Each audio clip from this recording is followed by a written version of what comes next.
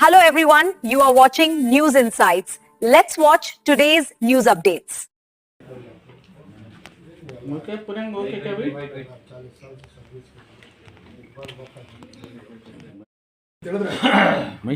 UGC 2026 ಈ regulations ಬಗ್ಗೆ ಈಗಾಗಲೇ ಗೊತ್ತಾಗಿದೆ. ಸುಪ್ರೀಂ ಕೋರ್ಟು ಅವ್ರ ಸೂಚನೆ ಮೇಲೆ ಅದನ್ನು ಅಪಾಯಿಂಟ್ ಮಾಡಿ ಅದು ರಿಪೋರ್ಟ್ ಕೊಟ್ಟ ಮೇಲೆ ಮತ್ತೆ ಅದೇ ಸುಪ್ರೀಂ ಕೋರ್ಟ್ ಇದಕ್ಕೆ ತಡೆ ಹಾಕಿ ಕೊಟ್ಟಿದೆ. ಇದ್ರ ಬಗ್ಗೆ ನಂಬರ್ 1 ಮಾತಾಡೋಂಥದ್ದು. ಎರಡನೇದು, ಈಗಾಗಲೇ ಮಂಡನೆ ಆಗಿರ್ತಕ್ಕಂಥ ಸೆಂಟ್ರಲ್ ಬಜೆಟ್ ಬಗ್ಗೆ ಮಾತಾಡ್ತಾ ಇದ್ದಾರೆ.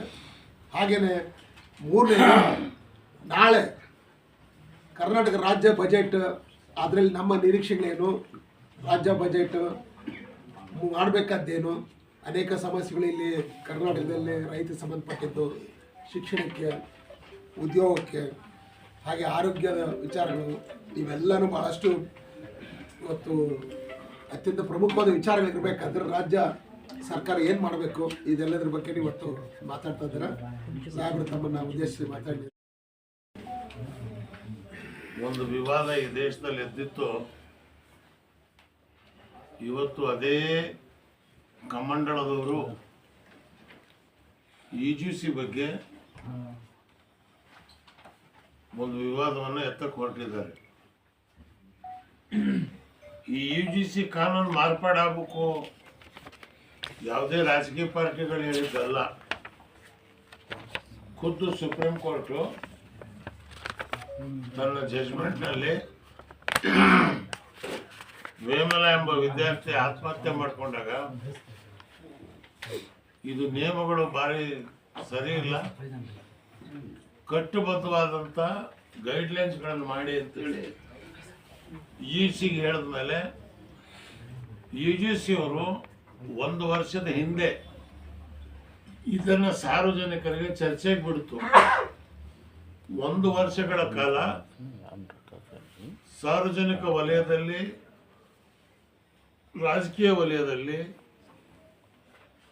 ವಿದ್ಯಾರ್ಥಿಗಳ ವಲಯದಲ್ಲಿ ಇದು ಚರ್ಚೆಯಾಗಿ ಕೊನೆಗೆ ಈ ನೋಟಿಫಿಕೇಶನ್ನ UGCಯನ್ನು ಮಾಡಿದ್ದಾರೆ.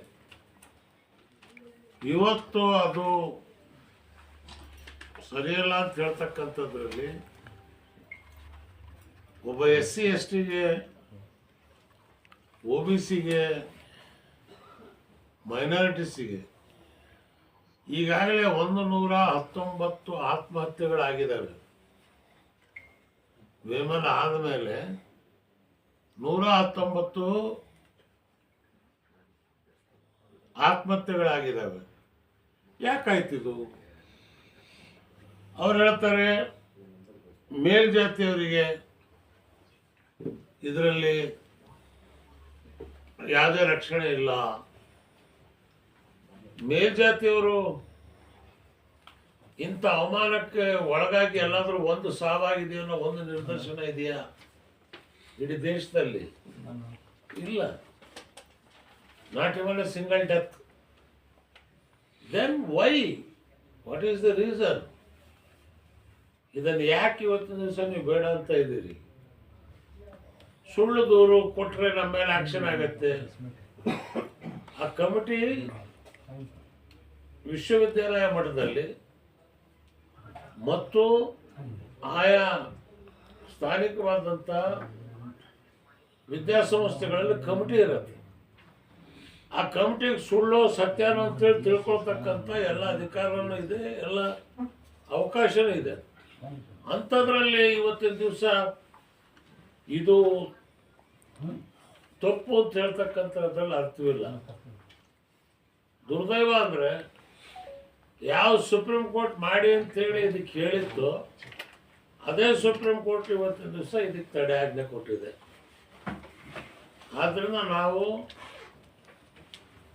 ಕರ್ನಾಟಕ ರಾಜ್ಯದಲ್ಲಿ ಇದ್ರ ಬಗ್ಗೆ BJP ಅಂತೂ ವಿರೋಧನೇ ಇದೆ. ಕಾಂಗ್ರೆಸ್ ಪಾರ್ಟಿನೂ ಕೂಡ ಇದುವರೆಗೆ ಯಾವುದೇ ವಿಧವಾದಂಥ ಬಾಯಿ ತೆಗೆದಿಲ್ಲ.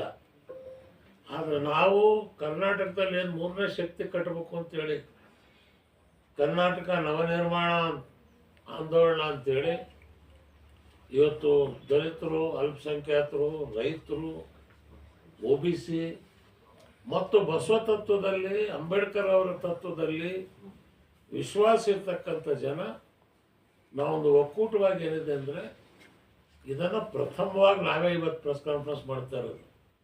UGC ಬಗ್ಗೆ ಯಾರೂ ಕೂಡ ಇದನ್ನು ಚಕಾರವಾಶ ಅಂದರೆ ಯಾರಿಗೂ ಗೊತ್ತಾಗಿದೆಯಲ್ಲೋ ಗೊತ್ತಿಲ್ಲ. ಆದರೆ ಕಾಂಗ್ರೆಸ್ನವ್ರಿಗೆ ಗೊತ್ತಿತ್ತು, ಅವರು ಸ್ಪಷ್ಟವಾಗಿ ಹೇಳಬೇಕಾಯಿತು, ಇಲ್ಲ what they have done it is right. ಕೋರ್ಟಿನ ಮೇಲೂ ಕೂಡ ಇದು ಸಾಕಷ್ಟು ಪರಿಣಾಮ ಬೀರುತ್ತೆ. ಆದ್ದರಿಂದ ನಾವು ಇದನ್ನು ಭೂಮಿ ಮೇಲೆ ಹೋರಾಟ ಮಾಡ್ತಕ್ಕಂಥ ಅವಶ್ಯಕತೆ ಬರ್ಬೋದು.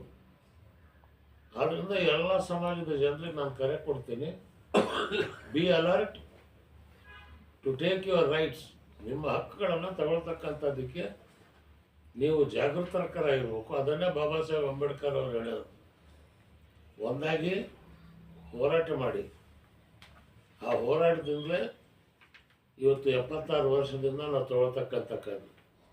ಇವತ್ತು ರಿಸರ್ವೇಷನ್ ಸೆಂಟ್ರಲ್ ಗೌರ್ಮೆಂಟ್ ಹೇಳುತ್ತೆ 1950ರಲ್ಲಿ ಸಂವಿಧಾನ ಜಾರಿ ಬಂದರೂ ಕೂಡ ಇನ್ನು ಟೋಟಲ್ 64% ಉದ್ಯೋಗಗಳು ಖಾಲಿ ಇದ್ದಾವೆ, ತುಂಬಕ್ಕಾಗಿಲ್ಲ.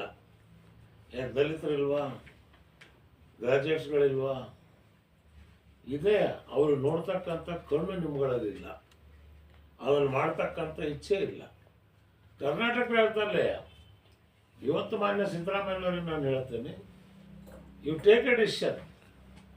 ಇವತ್ತು ಅಂಗನವಾಡಿ ಬಗ್ಗೆ, ಅದೇ ರೀತಿ ಈ ಡೈಲಿ ಕೂಲಿ ಮಾಡ್ತಕ್ಕಂಥ ಕಸ ಎತ್ತಕ್ಕಂಥ ಜನ ಏನಿದ್ದಾರೆ ಅವರಿಗೆ ಬರೀ 5,000 ರೂಪಾಯಿ. ಅವ್ರು ಯಾಕೆ ಜೀವನ ಮಾಡಬೇಕು? 24 ಗಂಟೆ ಕೆಲಸ ಅವ್ರ ಕೈಯಲ್ಲಿ ಊರಿನ ಬೆಂಗಳೂರು ಕಸ ಎತ್ತಿ ಅವ್ರಿಗೂ ಕೂಡ ಇವತ್ತಿನವರೆಗೆ ನೀವು ಪರಿಹಾರ ಕೊಡ್ತೀನಿ ಅಂತೇಳಿ ಯಾವುದೇ ವಿಧವಾದಂಥ ಪರಿಹಾರ ಕೊಡಲಿಲ್ಲ. 10,000 ಜನ ಇದ್ದಾರೆ ಇವತ್ತು ಬೆಂಗಳೂರು ಸಿಟಿಯಲ್ಲಿ ಮಾತ್ರ. ಹೊರಗಡೆ ಎಷ್ಟಿದ್ದಾರೆ ಇದನ್ನು ನಾವು ಲೆಕ್ಕ ಹಾಕಿದರೆ ಲಕ್ಷಾಂತರ ಸಂಖ್ಯೆ ಹೋಗುತ್ತೆ. ಆದ್ದರಿಂದ ಇದನ್ನು ಇವತ್ತು ಕೂಡಲೇ ಮಾಡಬೇಕು ಅಂತಂತೇಳಿ ಸರ್ಕಾರದ ಮೇಲೆ ಒತ್ತಾಯ ಮಾಡಿ, ಆಮೇಲೆ ಕೋರ್ಟ್ ಲೆವೆಲಲ್ಲೂ ಕೂಡ ನಾವು ಯಾವ ರೀತಿ ಹೋರಾಟ ಮಾಡಬೇಕು, ಕಾನೂನು ಹೋರಾಟ, ಅದನ್ನು ಕೂಡ ನಾವು ಮಾಡ್ತೇವೆ.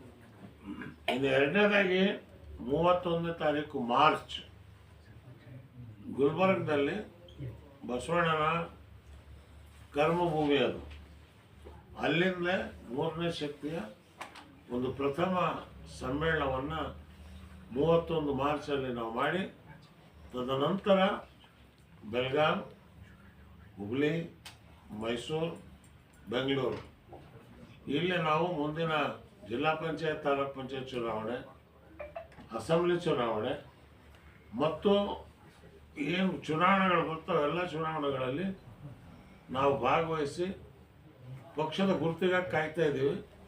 ಇನ್ನೊಂದು ತಿಂಗಳಲ್ಲಿ ನಮಗೆ ಚಿಹ್ನೆ ಏನಿದೆ ಅಂತ ಹೇಳಿದ್ರೆ ನಮಗೆ ಗುರುತು ಸಿಗುತ್ತೆ. ಆ ಗುರುತನ್ನು ತಗೊಂಡು ನಾವು ಡಿಕ್ಲೇರ್ ಮಾಡಿ ಎಲೆಕ್ಷನ್ಗೆ ಹಿಡಿತೀವಿ. ಅದಕ್ಕೆ ತಮ್ಮೆಲ್ಲರ ಸಹಕಾರ, ಮಾಧ್ಯಮ ರಂಗ, ಇದು ದುಡ್ಡಿಲ್ದರೋ ಪಾರ್ಟಿ. ಇವತ್ತು ಎಲೆಕ್ಷನ್ ಮಾಡಬೇಕು ಅಂದ್ರೆ 20 ಕೋಟಿ 30 ಕೋಟಿ ಬೇಕು. ನಮ್ಮ ಹತ್ರ ದುಡ್ಡಿಲ್ಲ. ಒಂದು ಓಟು, ಒಂದು ನೋಟು, ಇದು ನಾವು ಜನರ ಮುಂದೆ ಇಡ್ತಕ್ಕಂಥದ್ದು. ಆದ್ದರಿಂದ ನಾವು ಯಾವತ್ತೂ ಕೂಡ ಬಂದ ಜನ ಅಲ್ಲ, ತಂದ ಜನ. ಬಂದ ಜನಕ್ಕಾಗಿ ಪಕ್ಷ ಮಾಡ್ತಾ ಇದ್ದೀವಿ ಹೊರತು ತಂದ ಜನಕ್ಕಾಗಿ ಪಕ್ಷ ಮಾಡ್ತಾ ಇಲ್ಲ. ಆದ್ದರಿಂದ ಇವತ್ತು ಜನರಲ್ಲಿ, ಗ್ರಾಮ ಮಟ್ಟದಲ್ಲಿ, ಬೀದಿ ಬೀದಿಯಲ್ಲೂ ಕೂಡ ಸಭೆಗಳು, ಹೋರಾಟಗಳು ಶುರು ಮಾಡ್ತೇವೆ. ತಮ್ಮೆಲ್ಲರ ಸಹಕಾರ ಬೇಕು ಅಂತೇಳಿ ತಮ್ಮಲ್ಲಿ ನಾನು ಪ್ರಾರ್ಥನೆ ಮಾಡ್ಕೊಳ್ತೀನಿ. ಭಾರತ ಇತಿಹಾಸದಲ್ಲಿ ಇಷ್ಟು ದಕ್ಷಿಣ ರಾಜ್ಯಕ್ಕೆ ಅನ್ಯಾಯ ಮಾಡಿರ್ತಕ್ಕಂಥ ಬಜೆಟ್ ಪ್ರಥಮ. ದುರ್ದೈವ, ನಿರ್ಮಲಾ ಸೀತಾರಾಮ್ ನಮ್ಮ ರಾಜ್ಯದಿಂದ ಹೋಗಿದ್ದಾರೆ MP ಆಗಿ. ಕರ್ನಾಟಕಕ್ಕೆ ಬಿಡುಗಾಸು ಕೊಟ್ಟಿಲ್ಲ. ಸೋಮಣ್ಣ ಇದೇ ರಾಜ್ಯದ ರೈಲ್ವೆ ಮಂತ್ರಿಗಳು. ಅದೇ ರೀತಿ ನಮ್ಮ ಕುಮಾರಸ್ವಾಮಿ ಅವರು VSL ಬಗ್ಗೆ ಹೇಳ್ಬಿಟ್ರು 5,000 ಕೋಟಿ ಕೊಡ್ತಾ ಇದ್ದಾರೆ ಅಂತ. ಎಲ್ಲಿದೆ ಬಡ್ಜೆಟ್ನಲ್ಲಿ ಒಂದು ಮಾತು ಅದರ ಬಗ್ಗೆ ಹೇಳಲಿಲ್ಲ. ಸೊ ಆದ್ದರಿಂದ ಇವತ್ತು ಹೋರಾಟವನ್ನು ಬಡ್ಜೆಟ್ನಲ್ಲಿ ನಮ್ಗೆ ನ್ಯಾಯ ಸಿಗ್ತಾ ಇಲ್ಲ, ಇದನ್ನು ಕೊಡಿ ಅಂತೇಳಿ ನಾವೆಲ್ಲರೂ ಹೋರಾಟ ಮಾಡಬೇಕಾಗತ್ತೆ. ಕಾಂಗ್ರೆಸ್ ಪಾರ್ಟಿಯವ್ರು ಬರೋ ಒಂದು ಹೇಳಿಕೆ ಕೊಡಿಸು, ರಾಜ್ಯ ಮಟ್ಟದಲ್ಲೇ ಒಂದು ದೊಡ್ಡ ಹೋರಾಟ ನಾವು ಮಾಡ್ತೀವಿ. ಈಗಾಗಲೇ ತಮಿಳುನಾಡಲ್ಲಿ ಎಲೆಕ್ಷನ್ ಇದೆ. ಇವರು BJP ಪರವಾಗಿರ್ತಕ್ಕಂಥವ್ರಿಗೆ ಎಲ್ಲ ಸೌಕರ್ಯಗಳನ್ನು ನಾರ್ತ್ ಓರಿಯೆಂಟೆಡ್ ಬಜೆಟ್ ಇದು, ಸೌತ್ ಓರಿಯೆಂಟೆಡ್ ಅಲ್ಲ. ಸೊ ಈ ದ್ರಾವಿಡ ಮೂವ್ಮೆಂಟ್ ಇರ್ತಕ್ಕಂಥ ನಾಡನ್ನೇ ಕೊಲ್ಲಬೇಕು ಅಂತೇಳಿ ಬಿ ಜೆ ಪಿಯವರು ಸಂಕಲ್ಪ ಮಾಡಿದಂಗಿದೆ. ನಾವು ಅದನ್ನು ದೊಡ್ಡವಾಗಿ ಏನಿದ್ರೆ ವಿರೋಧ ಮಾಡ್ತೇವೆ. ಎರಡನೇದು ಹೇಳಿದ್ರಿ, ಏನು ಹೆಸರಿಟ್ಟಿದ್ದೀರಿ ಅಂತ. ಈಗ ಸದ್ಯಕ್ಕೆ ನಾವು ನಮ್ಮ ಪೊಲಿಟಿಕಲ್ ಪಾರ್ಟಿಗೆ ನವನಿರ್ಮಾಣ ಕರ್ನಾಟಕ ನವನಿರ್ಮಾಣ ಪಕ್ಷ ಅಂತ ಹೆಸರಿಟ್ಕೊಂಡಿದೆ ಅಂತ ಹೇಳಿದ್ರೆ ಎಲೆಕ್ಷನ್ ಕಮಿಷನ್ಗೆ ನಾವು ಅಪ್ಲಿಕೇಶನನ್ನು ಕೊಡ್ತಾ ಇದ್ದೀವಿ. ಆಮೇಲೆ ಪ್ರಣಾಳಿಕೆ, ಚುನಾವಣೆಗಿಂತ ಮುಂಚಿತವಾಗಿ ಪ್ರಣಾಳಿಕೆಯನ್ನು ಹೊಡೆಸಿರ್ತಕ್ಕಂಥ ಒಂದು ಪಾರ್ಟಿ ಇದ್ರೆ ಅದು ನಮ್ಮದು. ಇವತ್ತು ರೈತರಿಗೆ ಏನು ಮಾಡ್ತೀವಿ ಸರ್, ನೀವು JDS ಕೇಸ್ ಏನಾಗಿದೆ ಸರ್? ಅದು ಮುಗಿಸ್ಬಿಡ್ತಾರೆ. ಆಮೇಲೆ ನಮ್ಮ ಲಾಂಛನದಲ್ಲಿ ಕೇವಲ ಒಂದು ಫೋಟೋ ಹಾಕಿಲ್ಲ ನಾವು. ಇವತ್ತು ವಾಲ್ಮೀಕಿಯವರು, ಭಗವಾನ್ ಬಾಬಾ ಸಾಹೇಬ್ ಅಂಬೇಡ್ಕರ್ ಅವರು, ಭಕ್ತಿ ಭಂಡಾರಿ ಬಸವಣ್ಣವರು, ಟಿಪ್ಪು ಸುಲ್ತಾನ್ರವರು, ಕೃಷ್ಣರಾಜ ಒಡೆಯರು, ಕುವೆಂಪುರವರು, ಕಾಂಶೀರಾಮ್ರವರು, ರೈತ ಹೋರಾಟಗಾರ ನಂಜನಸ್ವಾಮಿಯವರು, ದಲಿತ ಹೋರಾಟಗಾರ ಕೃಷ್ಣಪ್ಪನವರು, ಇವರೆಲ್ಲರನ್ನೂ ನಾವು ಮರೆತಿಲ್ಲ. ಜನರ ಮನಸ್ಸಿನಲ್ಲಿ ಇದ್ದಾರೆ. ಯಾರು ಜನರ ಮನಸ್ಸಿನಲ್ಲಿದ್ದಾರೋ ಅವರನ್ನೇ ಇವತ್ತು ನಾವು ನಮ್ಮ ಲಾಂಛನದಲ್ಲೂ ಕೂಡ ಹಾಕ್ಕೊಂಡಿದ್ದೀವಿ. ಇದರ ಅರ್ಥ ನಾವು ಬೇರೆ ಮಾತಾಡೋರಲ್ಲ, ಅವರ ಸಿದ್ಧಾಂತಗಳನ್ನು, ಆದರ್ಶಗಳನ್ನು ಪಾಲನೆ ಮಾಡ್ಕೊಂಡು ಬರ್ತಕ್ಕಂಥವ್ರು ಅಂಥೇಳಿ ಇವತ್ತು ಇಡೀ ರಾಜ್ಯದ ಜನರಿಗೆ ಮತ್ತು ದೇಶದ ಜನರಿಗೆ ಇವತ್ತು ತೋರಿಸಿದ್ದೇವೆ. ಇವತ್ತು ದುರ್ದೈವ, ಟಿಪ್ಪು ಸುಲ್ತಾನ್ ಹೆಸರು ಹೇಳಕ್ಕೆ ಕಾಂಗ್ರೆಸ್ ಕೂಡ ತಯಾರಿಲ್ಲ. ಜಯಂತಿ ಮಾಡ್ತೀನಿ ಅಂತೇಳಿ ಬಿ ಜೆ ಪಿಯವ್ರು ಹೇಳಿದ್ರು ಅಂತ ಟಿಪ್ಪು ಸುಲ್ತಾನ್ ಹುಟ್ಟಿದ ದಿವಸ ಅವ್ರ ಸಮಾಧಿ ಹತ್ರಕ್ಕೆ ಹೋಗಕ್ಕೆ ಬಿಡಲಿಲ್ಲ, 144 ಹಾಕಿದರು. ಇದು ಈ ರಾಜ್ಯ ಕಂಡಂಥ ಅತ್ಯಂತ ದುರಂತ. ಬ್ರಿಟಿಷರ ಗುಂಡಿಗೆ ಬಲಿಯಾಗಿರ್ತಕ್ಕಂಥ ಏಕೈಕ ರಾಜ ಅಂದರೆ ಅದು ಟಿಪ್ಪು ಸುಲ್ತಾನ್. ತನ್ನ ಮಕ್ಕಳನ್ನು ಒತ್ತೆ ಇಟ್ಟ ಈ ರಾಜ್ಯಕ್ಕಾಗಿ. ಅಂಥ ವ್ಯಕ್ತಿತ್ವಕ್ಕೆ ಇವತ್ತು ಕರ್ನಾಟಕ ಸರ್ಕಾರ ನೀಡ್ತಿರ್ತಕ್ಕಂಥ ಗೌರವನ ಇದು. ಇದನ್ನು ನಾವು ಖಂಡಿಸ್ತೇವೆ. ಇದರ ವಿರುದ್ಧ ನಾವು ಹೋರಾಟ ಮಾಡ್ತೇವೆ.